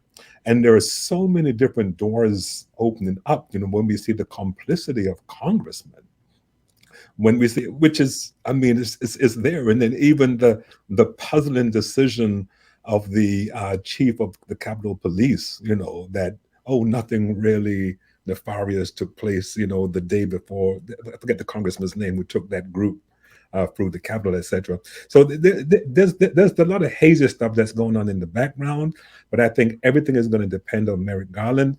I don't think that the committee has to make a recommendation to him because he should know what needs to be done. He should know what needs to be done. Unfortunately, I've seen so much in my years, you know, as an American citizen, that I'm a little challenged to know if we should be hopeful about anything, but I'm going to hold on to that 1.25789%, you know, that something may happen. Yeah, Merrick Garland, and we've talked about this on a broadcast before. Merrick Garland is the Justice Department's version of Joe Manchin, as far as I'm concerned. The guy, every time I see him, the guy looks clueless. He looks like he's out of his league. He looks like he's confused. And I think I've been tickled, absolutely tickled, by the fact that every time they mention that Merrick Garland and the Justice Department are closely observing the hearings, I'm thinking, so am I. So I can't do anything, but he's a person in a position to do something, even though I will admit the bar is going to be high. But here's the thing. All you have to do is ask yourself, if the Republicans were in that position, what would they do?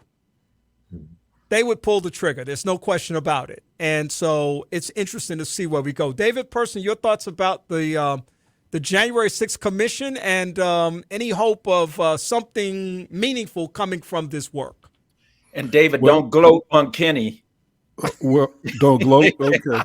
All right. Well, I was just going to say, Ronnie, I was just going to say that the Justice Department today requested well, I shouldn't say today. It was earlier, a few days ago, requested the transcripts from the January 6th hearing. So, to me, that suggests that there is some movement afoot. And, I think, of course, we've debated this ad nauseum, right, Ronnie? Right. Kenny and I, this is just the one area, this and Joe Biden, we're never going to see eye to eye on. I've accepted that. I love my brother anyway. But I got to say, I think what people are missing is that what we're talking about potentially would be the most divisive political and legal act in the history of our nation if the Department of Justice were to decide to prosecute the president. Now, I'm not saying that the Department of Justice shouldn't do it, but what I am saying is we got to remember this is going to be what I think a lot of people would like to see. And Kenny, I think that, when we talk about this on this program, your frustration is understandable. But I think, again, we're talking about something that's never been done. It's never even been, the closest we came to considering it was Watergate. And even then, we were still a long way from it. So I think that the careful consideration of how to move forward is merited. I think it's merited at every level. I hope, but I also will say, I do think in the final analysis, with everything we have seen so far, I think there is no way in the world that we can even remotely claim to be a credible, functioning democracy unless the president is prosecuted. What makes this, my distinguished brother, what makes this different, of course, is that back at Watergate, we didn't have the fierce partisanship that we have today. So we actually had bipartisan support for the president stepping aside, which he did. Right. And we're only left to wonder what would have happened had he not stepped aside. I think that there's a reasonable assumption that there would have been bipartisan action to remove him from office. That would have been an interesting thing to see. Well, you're exactly right. In fact, if my understanding of history is correct, surprisingly, one of the people that was chief among those saying to Richard Nixon, "Your time is up, buddy," was Barry Goldwater, who was the right-wing conservative of the day. And he said to Nixon, "You got to go. Not only do you not have the votes, you don't have my vote." Imagine that. Imagine how many Republicans could we get to say that today about Donald Trump, or could we have gotten that to say while he was in office? Or could we get it? I mean, how many are taking a principal position now? Two House Republicans. Liz Cheney and Adam Kinzinger. That's it. Yeah, that's right. That's right. And I do have to make one other acknowledgement to my distinguished brother, because I hope you guys noted that when he said people don't really understand, I don't think people really understand. He didn't call my name out, but he included me in the people. I knew I was included in the people reference, but it's all love, brother. One love, man. Oh man, nothing but love for you, my brother. Ronnie Vanderhorst, your thoughts about the January 6th Commission? That was a veiled gloat. Right, I know it was. That's why I said from jump, don't gloat on Kenny. I saw it. I can't help But myself, listen. Ronnie. I couldn't help myself. I use a sports metaphor for this January 6th committee and so forth. I believe that it is like being on offense, a football game. They get the ball and they give it to the running back, who now is supposed to hit the 2-hole, and he hits the line real hard, and there's no movement. I really believe that this January 6th committee is not moving the chains as it pertains to the made-up minds of people before the committee went to work. I don't really think that many people's minds are actually changed as far as their political views, their ideologies, or whatever.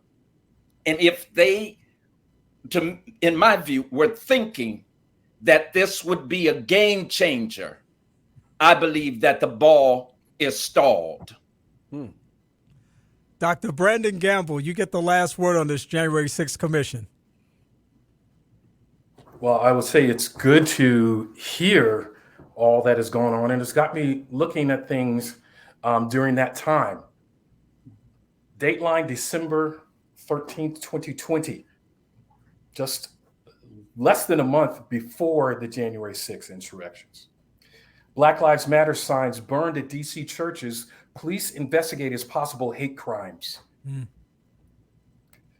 And it has a picture of the Proud Boys there. It says Black Lives Matter signs that apparently were burned and destroyed at historic Black churches in Washington, D.C. during a pro-Trump rally that weekend are being investigated as possible hate crimes, authorities said Sunday. D.C. police said they were seeking information about the incidents which occurred at Ashbury United Methodist Church, founded 1836, and Metropolitan African Methodist Episcopal Church, where Frederick Douglass's funeral was held in 1895. These folks have no sense of reverence for these United States, let alone a church. Yet, and I got a more recent story that came out, I believe, in the National Catholic Reporter by Jack Jenkins, how Christian nationalism paved the way for January 6th. Right? If you follow on Facebook or on other mediums, the Christian Left, they posted a few conversations on an interview with Jack Jenkins, and he's discussing how this bizarre mishmash of the Bible, QAnon, Jesus with a MAGA hat on, and some just strange sense of we're taking our country back, and Trump with a Bible out in front of a church, and people having to disassociate their church away from the president. I can't even put words to it other than to repeat other news stories as the bizarre nature of this. Less than a month before, these same pro-Trump supporters are ripping down Black Lives Matter signs from Methodist churches and then burning them. Right. That next month, in February, a church is burned in Watts. Several Black churches were burned. And I wouldn't even think about it if this article hadn't come out and talked about, particularly the one by Jack Jenkins here, had talked about this tie, this bizarre tie with a strange version of Christianity that leads people to think that the 45th president of the United States was ordained by some God, or as their version of the Christian God as they see it, to be the one who won this election, who's going to right things. It's a very, very strange and bizarre thing. And I don't know how, and this is just me kind of wrestling with it. I don't know how justice can come out of something so bizarre and so strange and clearly mendacious and disingenuous. So the thing that's for me that sticks out of the January 6th commission is that the president knew he lost. His lawyers knew he lost, but yet they still wanted to act as if there was some type of trickery with the voting. Let me ask you this, and maybe I want to just a yes or no on this. I hear this narrative a lot, and I don't agree with it. The narrative is that Trump is becoming more and more irrelevant and inconsequential. Agree or disagree, Dave? Yes. Brandon? I think he's becoming more and more relevant, sadly. So that's a no. Dr. Burton? Disagree. Ronnie? Yes and no. That's cheating. Man, that is cheating. It's cheating. But You said yes, no. You know, so. I'm going to let him get away with that because he's nobody's sixth man. Right. Guys, look, I want to ask you this. I don't think that narrative, I think that's a false narrative, and I think it's one that will potentially impact elections as we go forward in the future. And I think all we have to do is watch the primary season to determine that. I want to ask this question about one of my favorite conversations, which is the president and his reelection. There's been some vibrant and vigorous conversation, I should say, around this choice that he's made to run for office. I saw Van Jones being grilled on a station the other night about the idea of the president's age and viability as it relates to his reelection desires. I also have heard some very, very interesting conversations about the messaging challenges that the Democrats have, as well as the potential that Democrats have to ignore Hispanics significantly enough to skew the vote in favor of Republican candidates. I want to start with David Person and ask you, independent of anything that we've talked about in the past, where do you see where do you see this reelection bid going, and what is the biggest risk that the Biden administration faces with regards to winning reelection? Well, first, I guess I have to say that I definitely think it is fair and valid to discuss whether or not Joe Biden should be automatically bequeathed the Democratic nomination. I think it's very important that is something that is considered carefully. And I also would add, I don't think Kamala Harris, as much as I'm a fan of hers, I don't think she should be automatically considered, next up. I think this needs to be discussed, to a reasonable degree in our party. My expectation is that this presidential election is going to be pivotal, but I also think that the midterms are going to really give us some interesting and I think unexpected surprises in terms of what it portends for Democrats and Republicans, including in the state of Alabama. I get the sense that now more than ever, people are poised for change, and change. Change may not necessarily mean in this state. It may not mean that it turns blue, and I'm not, saying that Alabama's going to turn blue, but I do think that we're going to see some change. I really think there's some fatigue here with people on all sides of the political spectrum. People are tired. The past, no matter. And the polling shows this. The polling shows it. No matter what party you subscribe to or where you are ideologically, I think people are tired of just the constant upheaval, and it's done a number on us. It's drained us. So that's why I'm saying I think people are poised for change. Now, how that manifests itself, we'll see. Dr. Gamble, what are your thoughts about the upcoming reelection of Joe Biden, a potential for reelection, and what is his greatest challenge? For me personally, as a voter, man, these gas prices. I'm out here in California. It's $6 per gallon. Some places as high as $9 per gallon. That cannot last. As great as an American president, I believe Jimmy Carter was, that gas situation, as well as some other missteps, has left, shortened his presidency, and that's my concern for Joe Biden. I'm looking at the ballot or the bullet, and I'm thinking of these midterms coming up, and we were just talking about the 45th president and his influence on some of these things. He still may be a kingmaker. So I'm just going to quote Brother El Hajj Malik Al-Shabazz here a little bit.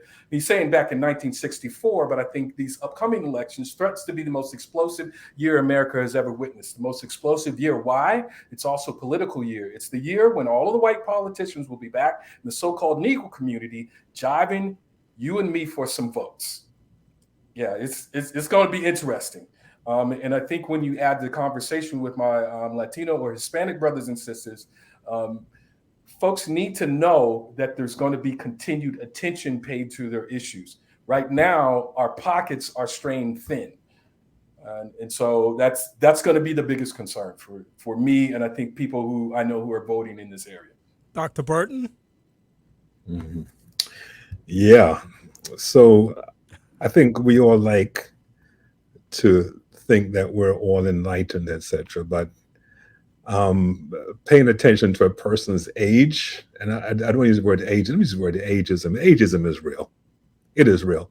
And the thing about Uncle Joe is that you put Uncle Joe and Trump side by side, who's going to win one-on-one in basketball, Yeah, so I think that's what he has really going against him. And if it came down to another showdown between those two, I honestly believe that Trump will come out on top. And then I'm thinking I think Pence can beat him. I think there are so many people in the Republican camp I think that could beat him right now. Not because he isn't doing anything. And I personally benefited just a couple of weeks ago of his policies, which are very lowly touted. I'd like to announce publicly. I don't like to let people know that over 30 years, almost 30 years after graduating, I still had student loans until 2 weeks ago. Okay, why? Because of Obama and Biden. I'm more Biden than Obama because Biden really built on what Obama started. And I spoke to a pastor friend who told me some years ago that he was still burdened with student loans, and he had no idea that Biden had extended or expanded eligibility to pastors. Had no idea. So I'm thinking about probably, I'm going to say 100,000, maybe millions of people out there who still don't know what good this person is doing, and without messaging. And the unfortunate thing, Dr. Gamble spoke about the gas prices. The unfortunate thing is the president has nothing to do with gas prices, but because presidents always say, see how low the gas prices are, sort of thing, because they take the credit when it's going down, unfortunately, they're going to take the hit when it's going up. Well, I just say when it comes to gas prices, America, welcome to the world, because I've been traveling to Europe a whole lot, and what we've been paying for gas prices over here has been super, super, super, super low. And even now, those high prices are lower than what most people around the world are paying. But with our president, though, unfortunately, he could continue getting the Smokey Robinson Botox as much as he wants, but nah. I don't really see. I really don't see him. Let me stop. Keith in here calling names. I love the smoke. Get rid of this. But it's hard for me to imagine. And like Dave, I don't see Kamala either. I'm a little concerned about 2024, to tell the truth. Yeah, you know what? The point on messaging, I mean, I just can't drive home enough. What you just said, Keith, I didn't know that, and I mean, I look around this virtual space here. These are some well-educated, knowledgeable, informed brothers, and we don't know these things. And, if I was the DNC, I would be flooding TV ads, radio ads, community forums with this kind of information. I would be approaching houses of faith and talking about these things as real live talking points. But it's almost like somebody decided, well, we're going to kind of keep this on the low as long as we can, and we're going to let a few people know about it, and maybe they'll get out and they'll talk about it a little bit, and then maybe we'll be okay. That's not going to be good enough.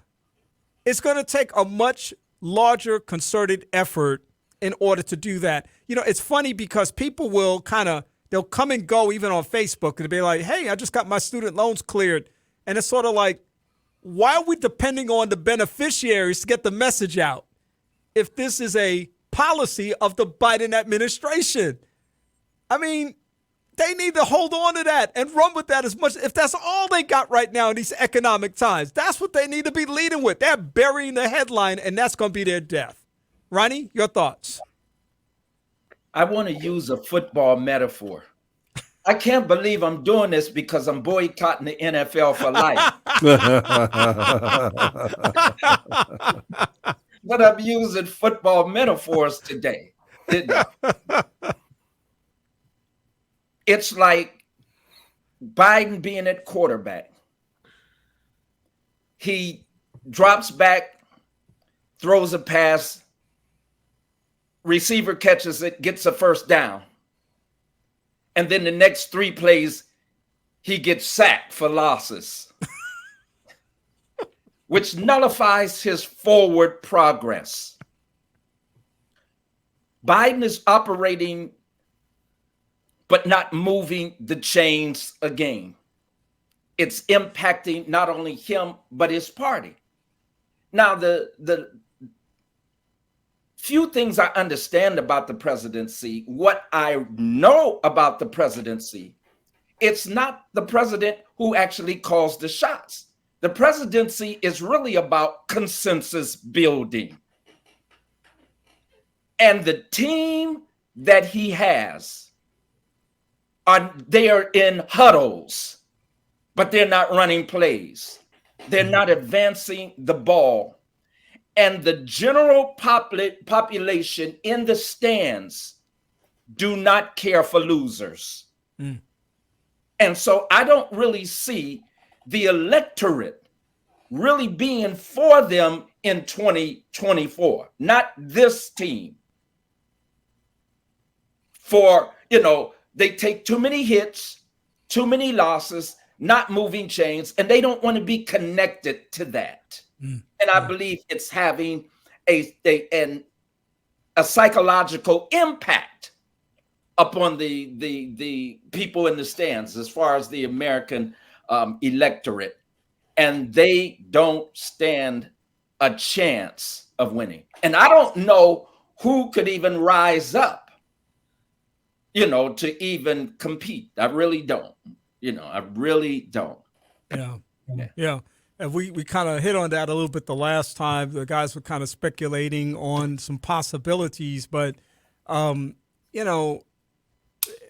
political landscape is fascinating. I think Dr. Gamble, I think it'd be a fascinating case study, and I know that people are studying it. But when you mix in the partisanship that exists, the tribalism that exists, some of the failure of people to use basic common sense, voting against their interests. I mean, this would make a fantastic case study in its totality to really provide some perspective and understanding is how we have literally seen a shift in how politics is experienced and how it operates in America today. And I just think that we're in for some very, very interesting times as we move forward. Hold on. We will continue to talk about these things as time goes on. But at this time, we got to shift to commentators' choices, and I'm going to move to Dr. Brandon Gamble first. Just want to acknowledge my Father in heaven who sent his only son and who died for me and my sins. Also want to say the names of my family members: Russell Gamble, my grandfather, James Crane, my mama's daddy, his sons, James Crane, Ennis Crane, and Wendell Crane, who have passed on, and my uncles on my father's side, Uncle Walter and Uncle Roland. You just got to keep remembering those names, but I definitely still want to give a shout out to my daddy and my Uncle Everett and my Uncle Elvin, who are all still with us and who've been great examples for me. Dr. Burton. Yeah, I'd also like to shout out to ancestors and those who have gone on, and remembering especially, my dear late father and my brother Del. Should be tombing my mother next month, and she'll be with my father in that tomb. And so, yeah, just want to give that shout as we're thinking about those who sold into us during this Juneteenth. I'd also like to just celebrate my missus. This is an interesting weekend. It's Juneteenth, yes, but on yesterday, Saturday the 18th, we celebrated 33 years of marriage. And so she does deserve a trophy, a medal, anything else that goes her way. Yeah, so we just want to celebrate Hyacinth.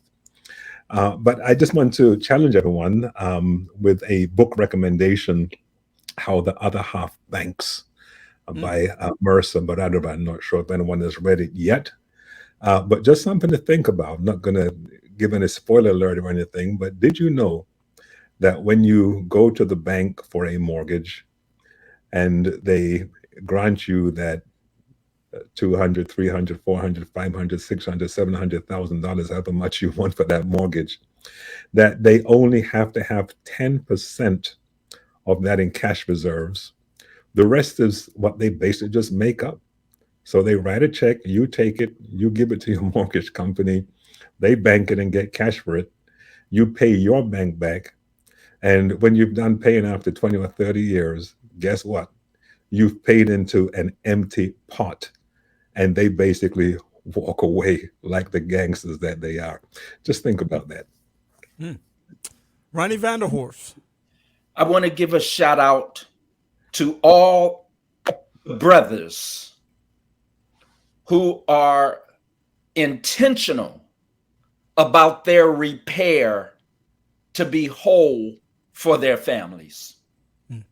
And I define wholeness as brokenness repaired, not perfection. David Person. We've been talking a lot today about the presidency and various occupants, current and former, of the White House. I want to say that I think in my lifetime, there have only probably been 3 presidents who I think really understood what the presidency was about and how to optimize it. And I'm thinking, Ronnie, you actually triggered this, which your comments actually triggered this. And I'm not saying that I agreed with all of these presidents on anything, but the first one I'll say is Lyndon Baines Johnson. The second one I'll say is Ronald Reagan. The third one I'll say is Barack Obama.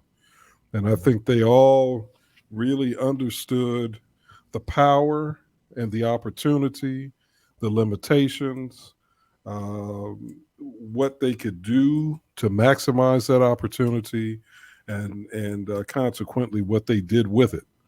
And Lyndon Baines Johnson paid, he and the Democratic Party paid a tremendous price with what he chose to do, but what he chose to do helped to advance things for our people with the 1964 Civil Rights Act and the 1965 Voting Rights Act.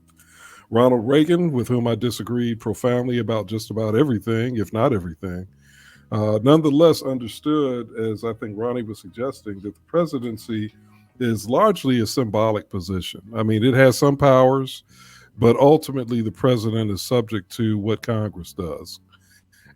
And Ronald Reagan was able to build consensus, and he was able to create a national mood. Again, I think that national mood was based on a lot of falsehoods, but nonetheless, he was able to do that, and he did it effectively. And then finally, Barack Obama, who understood that he only had one shot to pass the Affordable Health Care Act, and he did it. He did it. So I think Joe Biden has failed to seize the moment, but then I also think that Joe Biden has had some challenges that were insurmountable. Two of them, Kristen Sinema and Joe Manchin, and they have defined his presidency more than he ever could. Wow. And with that, I'll just say one other thing. I commend to all, no matter whether you're Democrat or Republican, Google Bart Starr Jr.'s essay that was published by AL.com titled "We Republicans Must Demand Better." It is a very well-written, thoughtful piece from a conservative Republican challenging his own party to live up to true leadership, which he says does not foment rage, does not play upon fear. That's a strong piece. Brothers, I want to thank you so much for your comments today. I appreciate everyone for investing in this time. I can't help but wonder, though, as I get ready to close, that history will record, as it does all presidents, where they rank in society. And is there any possibility that when the rankings fall out, that the Biden presidency will rate lower than the Carter administration? It's very possible. It's very possible, unfortunately, because he's actually accomplished a lot, but then he's also not maximized the opportunity. And again, I think, he's got two serious obstacles he's been dealing with, but nonetheless, you got to work with what you got. And there have been those who lower, Kenny, if he cancels all of your school debt. Hey, listen, that's all he has to do. And hey, Joe, let somebody know about it. I mean, why is it a secret? Guys, listen, man, as always, Dr. Brandon Gamble, thanks for being with us today. Dr. Keith Burton, thank you for joining us. Peace. Ronnie Vanderhorst, thank you for being here. David Person, as always, thank you for joining us. Yes, sir. Guys, it's always good to see you. Again, we're going to fire this thing up again in a couple of weeks, so I look forward to talking to you at that time. All right. All right. Take care, brothers. Take care now. That is my What's Going On Social and Political Roundtable. It's what we do on those first and third Sundays of the month. We do it right here on 90.1 FM. We do it at WJU.org. We do it on Praise 90.1 FM and WJOU and the Facebook Live page so that you can see what's going on right here from the studio of Oakwood University, WJU on the campus of Oakwood University. We thank you for being with us today. I'm going to come back in just a moment and tell you a little bit about what we've got going on for next week. But in the meantime, I hope that you're having a fantastic, awesome, and amazing afternoon.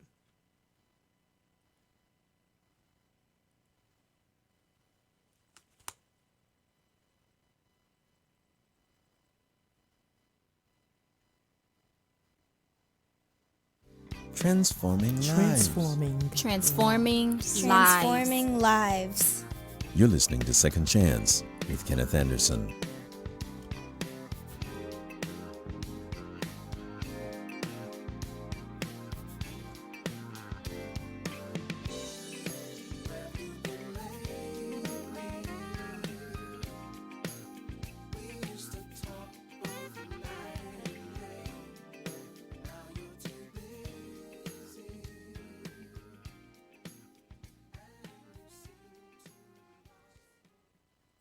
Perhaps you have some ideas, comments, or suggestions that you would like to share, or perhaps you'd like to be a guest on the broadcast. We'd love to hear from you. Please feel free to email Kenny Anderson at mxlife@aol.com, or you can like us on the Second Chance Facebook page. That's 2ND Chance. And now, back to more of Second Chance with Kenny Anderson.